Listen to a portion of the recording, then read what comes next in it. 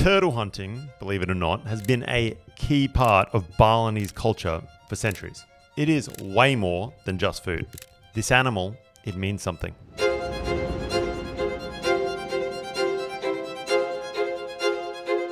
And most of it has now been shut down. Kind of makes sense. These days, most young Balinese people don't even know that it was ever a thing, let alone take part in it. Have you guys had this before or not? No, never. First time. First time? You guys call yourself Balinese? So you've eaten soft-shell turtle before or not? No, this is my first time, yeah. But for a small group of locals, this isn't something that they're ready to just give up. It's tradition. It's a dish that they grew up with, and they're serious about keeping it alive and doing it the right way.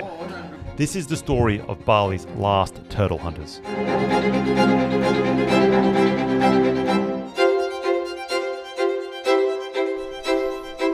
Good morning, people. Today we are on the hunt for labi labi, some kind of soft-shell turtle. I've eaten these things before in Vietnam and they taste pretty damn good. But apparently here in the kind of like center of Bali, believe it or not, tourist center, you can just dig out soft-shell turtles from the wild and catch them. There's this beautiful temple here. There's coconuts in the background. God damn it, if this country is not one of the most beautiful places on earth. And I can't think of a better way to spend it than hunting for a turtle. Let's see how this goes down. I'm being shown how this is done by Agus, Nguyen, and Kadek. Three guys pretty serious about their jungle craft. And this crew of local turtle hunters jump straight into it. They're wading through streams, poking along the muddy banks with machetes, feeling for a perfect soft spot where a turtle might be buried. Hi guys, this did not take long. We are now walking along the bottom of this kind of riverbed here. It is absolutely gorgeous, I'm not gonna lie, despite the freaking rain.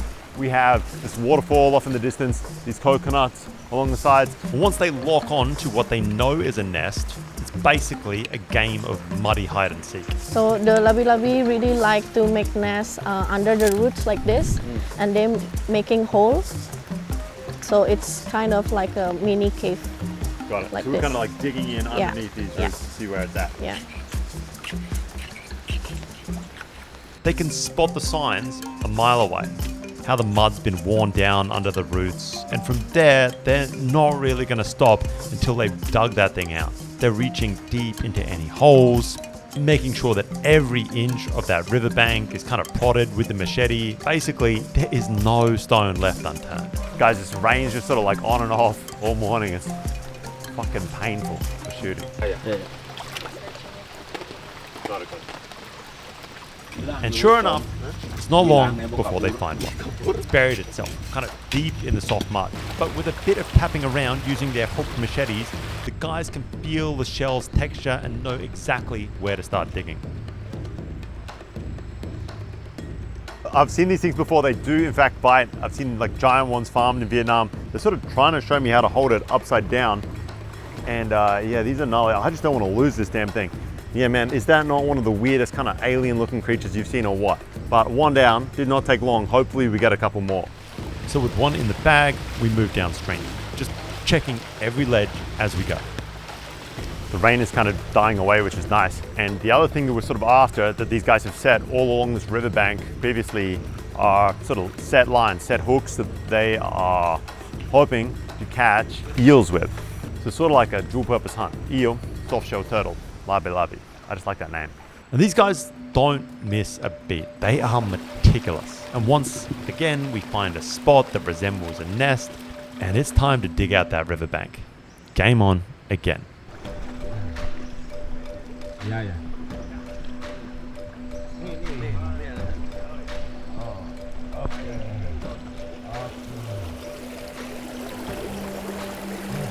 Way.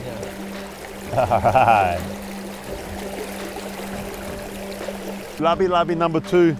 It's a big guy. They've got that kind of like rubbery texture to them. But yeah, again, soft shell's kind of a little bit of a stretch. He was pretty fierce, this dude. I don't want to touch him. And there it is. Turtle number 2 in the bag. And as it turns out, turtle number 2 is a little bit more of what they're after. So now that they've got this one, it's time apparently to let the first one go. You will live to fight another day, young guy. Get some kilos, and hopefully we'll be back and eating you next time.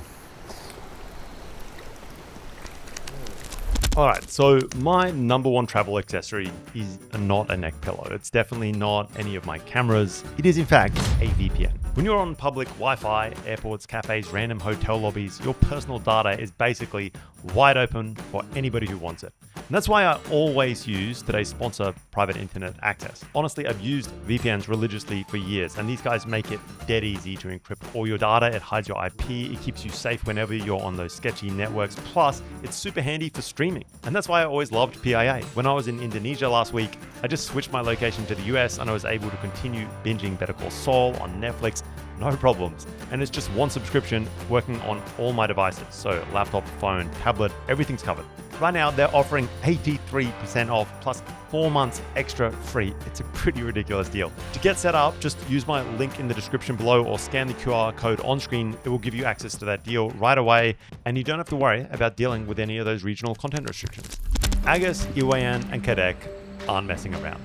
They're not exactly pros, but they take this whole jungle hunting thing pretty seriously. It's a lifestyle for them. Most of their free time is spent deep in the Balinese jungles, digging out giant coconut worms from rotting palm trees, baiting hooks, dropping lines into whatever caves and crevices and rock cracks that they can find. And while they're at it, they're also looking for those labi-labi nests. Usually the turtles are caught by hand, but sometimes they're also caught on the same long lines. Whilst we're looking for these turtles, we're also checking these long lines that these guys have set up and down this river. Not really a long line, sorry, like a stationary line. Would be highly illegal to do this in Australia. But essentially they're sort of just tying this single line, one swivel in the center, one big ass hook, just various points to vines, trees, overhanging bamboo, underneath waterfalls, underneath sort of overhangs, and just in the hopes that they are going to catch a fish or an eel of some kind. It might seem intense, but honestly, they're doing what people around here have been doing for generations. They have already set here a ton of these things, and they're sort of just, this is refills. If they're missing a hook, they find another promising spot. But yeah, this is kind of like the side quest. So maybe for lunch, it's like eel and softshell turtle. If I'm honest, I'd settle for just softshell turtle. None of you guys like it when I hunt eels. Okay. Ooh.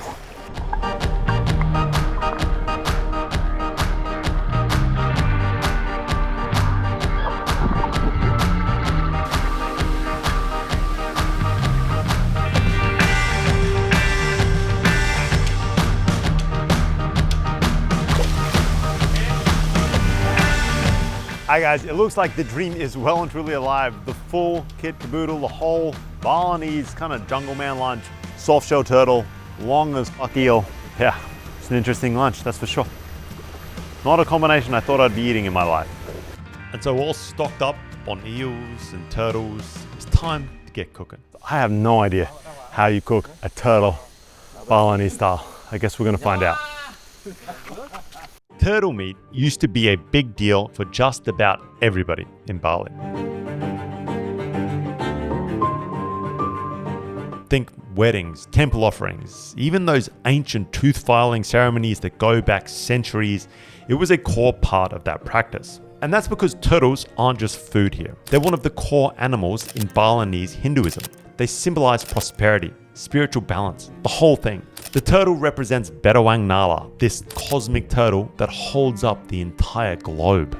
Paradoxically, this meant that turtles were both revered and of course ritualistically consumed as part of auspicious yajnas or sacrifices. Sebab kami di Bali kalau ndak upacara adat atau upacara agama tidak memakai penyu.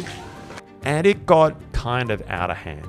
Even as recently as the 1990s, Bali was killing and consuming an estimated 20 to 30,000 marine turtles each year, mostly green turtles that were under some pretty severe numbers pressure. And so, thankfully, in the last few decades, global conservation pressure and tightening Indonesian laws have pretty much shut down this practice completely for marine turtles. But the inlanders, the inland Balinese, they never had access to marine turtles anyway. And what's left for them is still legal. Softshell turtles or labi-labi. They can still be legally hunted under strict quotas in Indonesia. 28,000 can be legally taken each year countrywide. Okay, August, how often do you go hunting for turtles like this? 1 week. Once a week. And like typically, how many turtles do you catch? Kira-kira Dua atau tiga aja. 2 or 3. 2 or 3 in one go. What's the biggest one you've ever caught? Itu sekitar 20 kilo. Or 20 kilo. 20 kilos. That's like pretty big, huh? Yes. It's like this big. And they're really now the only way Balinese folks can hang on to this part of their heritage, this tradition, this core part of their beliefs. And I'm kind of glad that it's not totally gone. First of all, it's their hobby because at the past, the parents and grandparents do this as a job, full-time job. So when they in their generation, it's become a hobby. Wow, that's cool. So his like parents' generation, this is how they survived. They caught wild soft-shell turtles. So it's kind of like a traditional food. Yeah, it is. But now it's almost like fun. It's like a passion project. Yes, it is.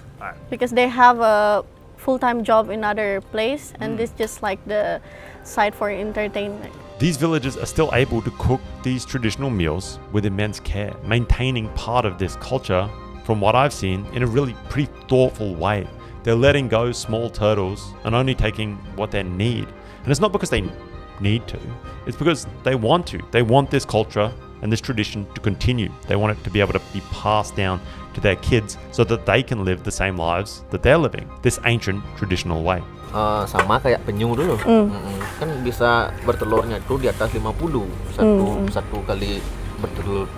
Why they release the baby? Because they want it regeneration, so their child and maybe their grandchild can still look labi-labi. Oh, that's cool. So he's hopeful that in the future his kids can still hunt for these creatures. I love it. And here's the thing, I've eaten soft-shell turtle a bunch of times, all over Southeast Asia. And it's not usually my favorite, but the Balinese, they got a trick. They cook this stuff completely differently, and it's kind of out of this world. And we roll into this picture-perfect Balinese compound. It's like a small village. Each building has its own dedicated purpose, one for sleeping, one for cooking. You get the drift. We're going to be cooking up 2 turtles today, one fresh from the river and another from a previous trip. First, they're dispatched and then thoroughly cleaned, especially the shells. Labi back here are requiring some pretty thorough cleaning. Cleaning off the shell, looks like we're getting every bit of skin off there. Pretty much everything around these things, at least when I've eaten it before, is eaten. Every inch of that is scraped clean of mud, dust. There's a lot of work put into really prepping this creature. I ain't gonna lie, this turtle kind of looks gnarly, trust me. It doesn't really look all that appetizing. In fact, it looks like the opposite of appetizing. It's kind of like this off-green. Even the underside of it's kind of like a pale white color. It's got that weird snout thing going on. It's not all that cute. Yeah, I mean, the eel though looks like some nice white flesh grilling up in the corner. I think we're going to be focusing on the turtle though. It just seems to be more interesting than the eel to me. But I ain't exactly looking forward to this. Once clean, it's time for the prep. Big spoonfuls of bumbu, this kind of spicy Indonesian paste. So this too is like the basic sauce for any dish in traditional Bali. It's called baso genep. It's like the main spices. Ini contohnya, ini jadi yang Plus dried garlic, a head of MSG and just handfuls of chilies are tossed in. And it's all worked into the meat by hand. The turtles then get reassembled. Their shells literally put back on top and they're wrapped in a banana leaf. They're then hit with a quick steam and grill. And here's where things get a bit different. One of those turtles is left to steam away, but the other gets taken off and it gets sliced thin. Everything, shell and all. It's then chopped fine and shredded by hand. It's almost like a coronation chicken. It's a shredded meat dish. And then it gets hit with those same spice bombs. The bumbu spice mix, the chilies, the garlic. This thing is gonna be a flavor bomb.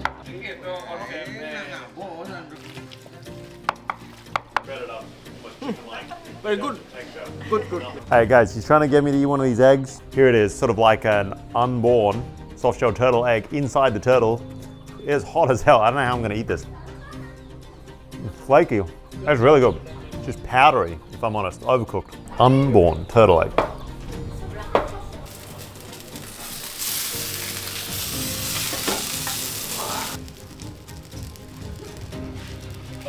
The eel gets a similar treatment. The segments are first mixed with the same kind of bamboo mix, salt and garlic and oil, along with hefty chunks of chili. A local leaf is then added into the mix though.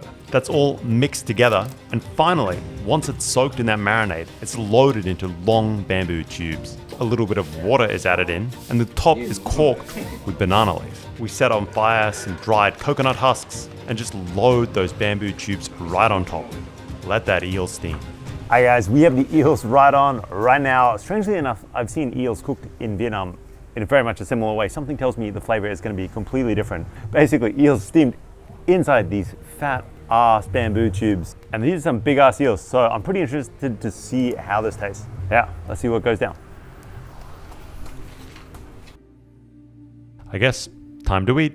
Hi guys, I'm sort of cheating here. We're sort of still setting up this table of sorts, but I'm kind of keen to see this whole sort of like steamed entire turtle, sorry. Oh man, one big crazy shell underneath it. It sort of blends in with the leaf. Man, look at that. Isn't that the weirdest kind of little pot roast? Oh, wow. Man, I was not expecting that. We have like the head. We've got this sort of mashed up meat underneath there. You can see the meat is still mainly on the legs here. And yeah, what a crazy looking dish. Just kind of like this shell was keeping all of that sort of heat in there. It's kind of crazy to see a whole turtle like this, just ready to get eaten. I'm not gonna lie though, it smells pretty good. That is so crazy, man. Just like a whole leg of like turtle. It's so weird. I can feel its little claws. It's super hot actually. That's kind of crazy. All right, I'm gonna put that there to the side. All right, and these guys are using their hands, which I'm gonna cheat. Sorry guys, don't kill me Indonesians in the comments. I still can't get used to it. Wow, it's pretty spicy now. You have that same sort of Indonesian curry mix in there, but man, that is really, really spicy. I will say it has a different texture. I want you to try some. So you've eaten soft-shell turtle before or not? No, this is my first time, yeah. What do you think about it? It tastes good, surprisingly. It's like chicken and duck, maybe. So it's sort of like entok for you? Yes, it is. This next dish is Sarapa. Sarapa. All right.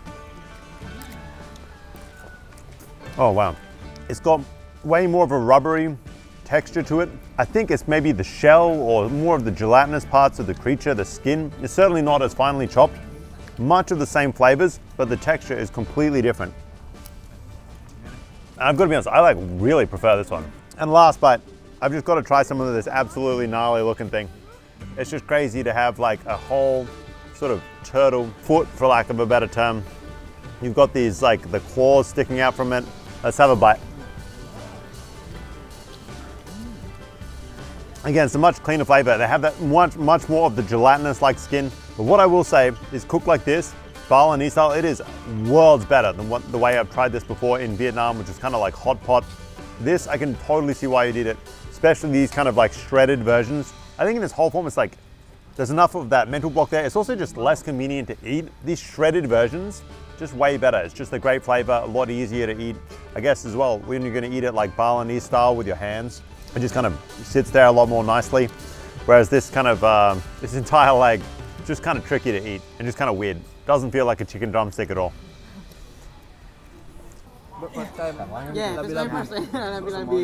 Why do you think you guys haven't eaten this, even though you've lived here your whole lives?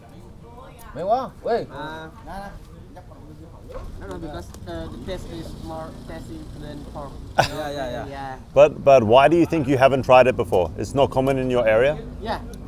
In my area, I don't have it and I never see it. So you think this is like pretty rare food, even in Bali? Yeah, that's true. This is very rare for But you've heard of it? Huh? You have heard that? Never heard it. You never heard of it? Never. You never That's even right. knew? Wow, Yeah. that's cool. All right.